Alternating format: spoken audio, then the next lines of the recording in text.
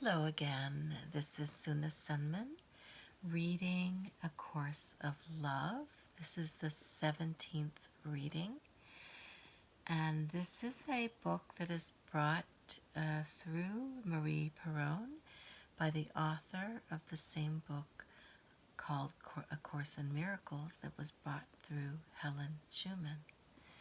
So I begin with the last paragraph of the 16th reading.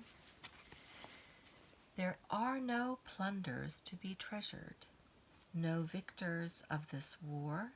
All that has been learned and learned again is that this is what you do not want. Freedom to return home, away from the cries of agony, defeat, and vainglory, is all that is now sought. A state of neutrality is where the return begins. Armies may not yet be marching home, but their preparation is underway. Chapter 3, the first lesson. Love is. It teaches by being what it is. It does not do anything. It does not strive. It neither succeeds nor fails. It is neither alive nor dead. And thus it is always, was, and always will be. It is not particular to you as human beings. It is in relationship to everything, all to all. Just as true knowledge cannot be learned, love cannot be learned, and you cannot be learned. All that you desire and cannot learn is already accomplished. It is accomplished in you. It is you. Imagine the ocean, or the cheetah, the sun, or the moon, or God Himself attempting to learn what they are. They are the same as you. All exists within you. You are the universe itself. It is a shared universe with no divisions. There are no sections, no parts, no inside and no outside, no dreams and no illusions that can escape or hide, disappear, or cease to be. There is no human condition that does not exist in all humans. It is completely impossible for one to have what another does not have. All is shared. This has always been true and is endlessly true. Truth is truth. There are no degrees of truth. You are not form, nor is your real world. You seek the face of God in form as you seek for love in form. Both love and God are there, but they are not the form that your body's eyes see. Just as these words you see upon this page are symbols only of meaning far beyond what the symbols can suggest, so too is everything and everyone around you. Those you see and those you can only imagine. To seek the face of God, even in the form of Christ, is to seek for what is forever without form. To truly see is to begin to see the formless. To begin to see the formless is to begin to understand what you are. All that you now see are but symbols of what is really there before you, in glory beyond your deepest imaginings. Yet you persist in wanting only what your eyes can see and hands can hold. You call these things real and all else unreal. You can close your eyes and believe that you're in the dark, but you will not believe that you are no longer real. Close your eyes on all that you have become accustomed to seeing, and you will see the light. In the light that comes only to the eyes that no longer see, you will find the Christ who abides in you.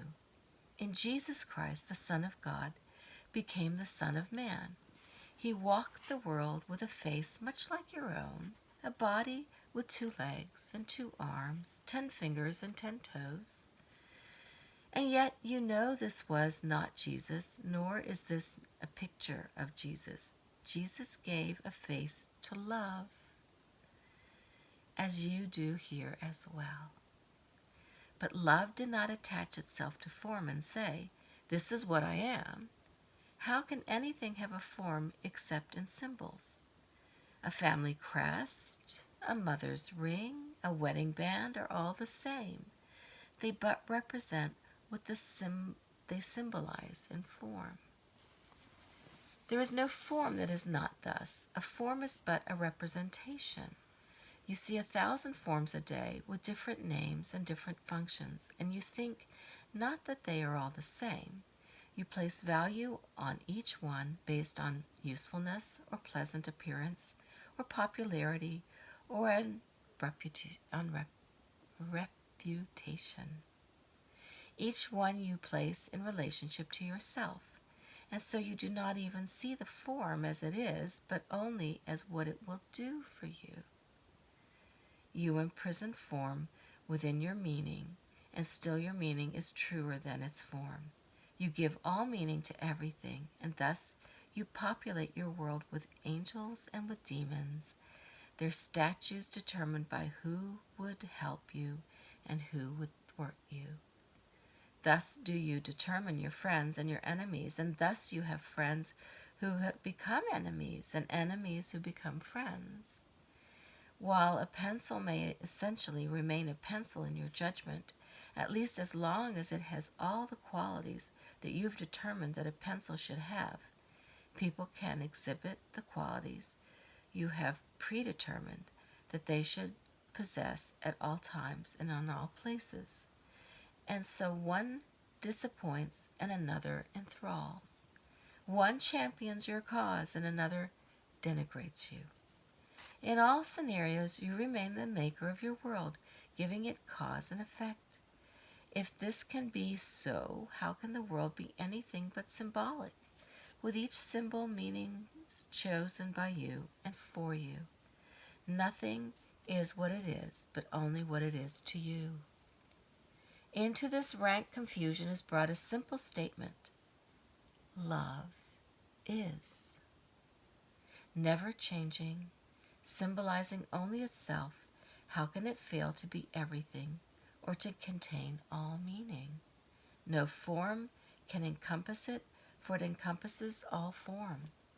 Love is the light in which form disappears, and all that is seen as it is. This was lesson 17, and we'll return tomorrow. And this is my book piece that is a workbook of some sort. Peace, Discovering Life's Harmony Through Relationships. You might find it interesting, a way to dig deep into your own self, your own wisdom. And it gives you opportunities to write those things down so it becomes your personal book to guide you in times when you need a little guidance from someone very wise, someone that is within yourself. Enjoy today with love and blessings, blessings, blessings.